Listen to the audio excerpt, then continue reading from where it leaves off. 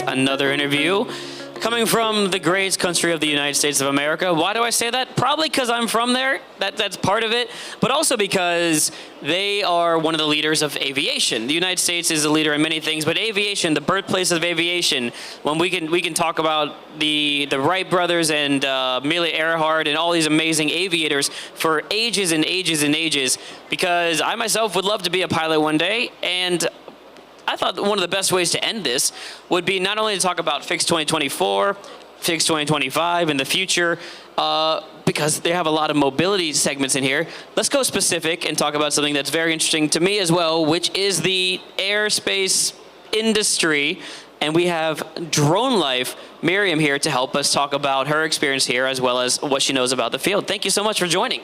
Thank you. Although I am shocked that you want to be a manned airplane pilot. A manned pilot? Like why be a manned pilot when I could be a drone? You know, at some point though, I might transition to a drone pilot, you know, at some point. Absolutely. If they don't need me in the air. Absolutely. It is exciting. Let's get into it in just a second, though. What is Dronelife, quickly? Give us a little background. Sure. Dronelife, we have been following the commercial drone industry and AAM industries for the last 10 years. We are an online publication.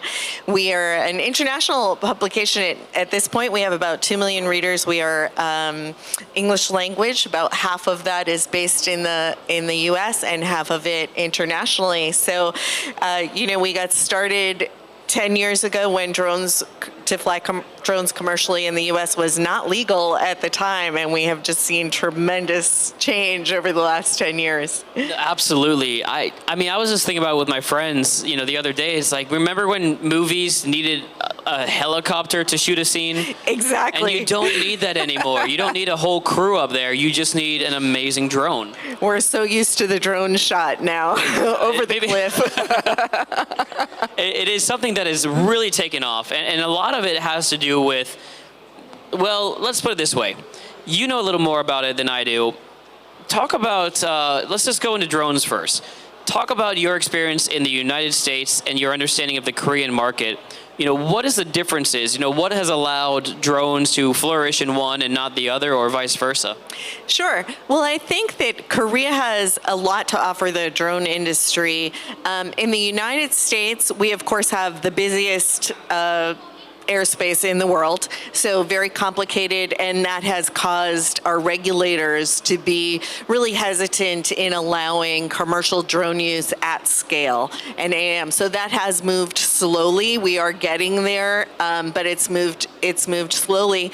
I think in Korea, they have taken a very practical approach to that. When they see a problem that needs solving, they are willing to bring in the technology that's needed to solve the problem.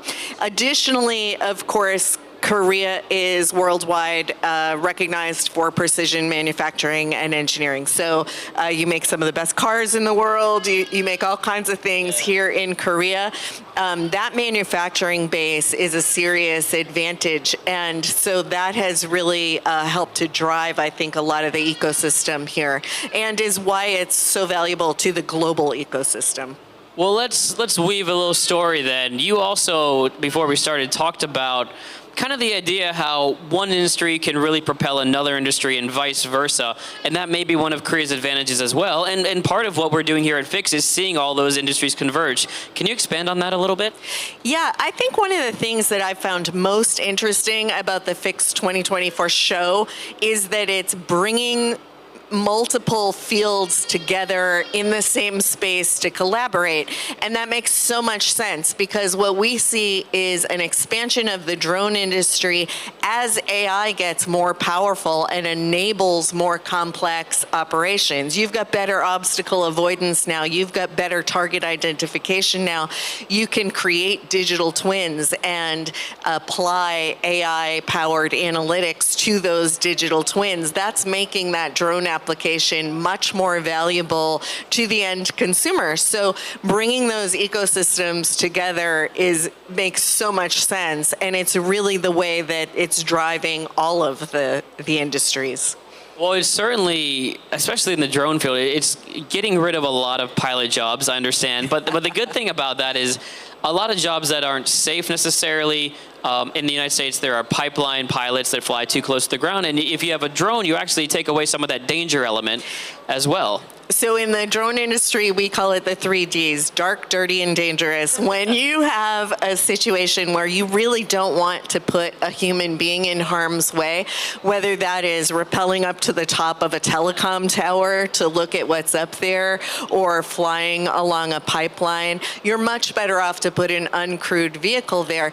And, you know, one of the interesting conversations that I've been having here at the show is about when you look at the autonomous vehicle space and the drone space, the uncrewed aviation space, it's really about democratizing those vehicles, about implementing programs that support the human right to mobility. So maybe you don't want to be flying your manned aircraft between 3 a.m. and 6 a.m. in a small community with mountains, right? That's the perfect application for an uncrewed system.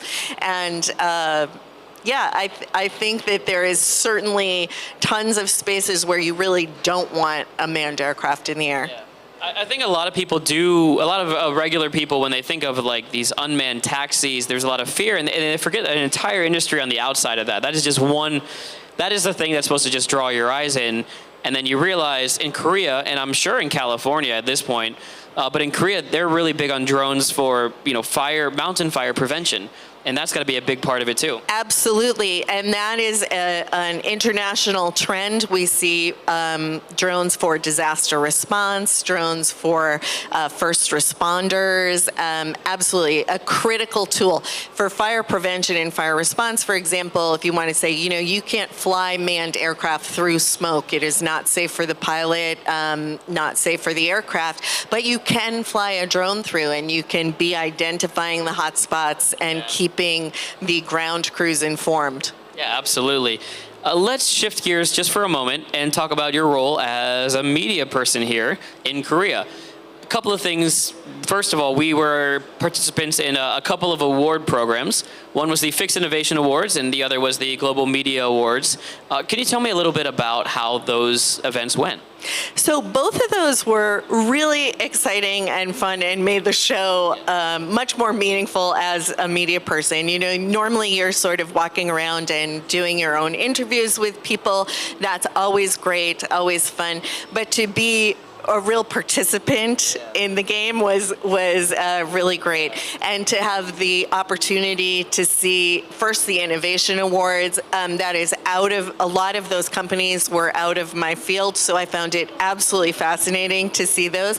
And then with the media picks, to have the opportunity to kind of get in there and really try to understand what different startups are doing in the space and think about how those companies are going to be driving innovation. It was a really great experience to have the opportunity to meet people directly. Yeah, it definitely gives a little more, how do I say this? Personality to the companies. You have to meet them. You have to ask questions. You have to get eye to eye and to have these conversations. And like you said, pushes us out of our comfort zone, because our job is to be out of our comfort zone, but this was really, it was something different this time. Yes, and it was a really great experience. You realize sort of how hard it is to choose and to truly evaluate a company based on criteria. So definitely fun. I would keep it up if I were you. Well, I'm sure maybe next year, Fix 2025, we'll be doing the same thing. Hopefully, maybe with an expanded base. The only thing I would like to see next year really is obviously more companies, but would love to get more countries involved in this global media landscape as well, because I think I've learned a lot just from talking to the other people from different media segments. Right, and I think the goal of the show is to get more global companies here. Sure. However, there already are quite a few. So there are a lot of global companies, and there are a lot of Korean participants in global industries. So you know, for people who are really looking for that manufacturing expertise or that one piece of the puzzle that they're missing to put their idea together, it's a great place. I wouldn't be surprised. I know we had talked about this before, but you know, it's the first Fix 2024. They didn't have the normal amount of time to prepare for it. I wouldn't be surprised if a lot of international companies just sent people to look around first, and then next year are going to be considering putting booths in for themselves. I think so too. When I heard, I mean, it was sort of stunning that they put this together in 8 months, because this is a huge and sophisticated show. So that was absolutely stunning, that was that short of a time frame. And I know a lot of companies sort of require a couple years to put it in the budget, so to speak. No kidding. Absolutely. Very impressive amount of work done in that short time, and I'm glad that we got to be a part of it. Yes. Now let's talk about whatever you want now. This is your chance. What did I miss? What did you want to talk about? Is there something that surprised you about the show, about Daegu, or something about the field itself that you can enlighten us on? This is the open question. Sure. And we're going to go off at a 20-minute conversation right after this. No, I think one of the things that has really surprised me about coming to Korea and seeing how the show works in Korea is how much support the city of Daegu has lent to this exhibit and the exhibition. And that's, as you know, in the United States, things are much more commercialized, so it's a little bit of a different mindset.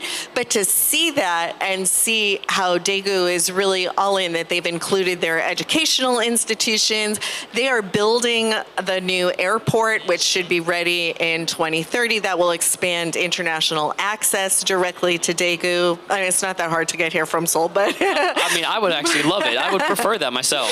Yes, but that new airport will also serve as a hub for UAM and unmanned systems, right? So it's kind of tying in all of these different fields of innovation to make Daegu a tech center.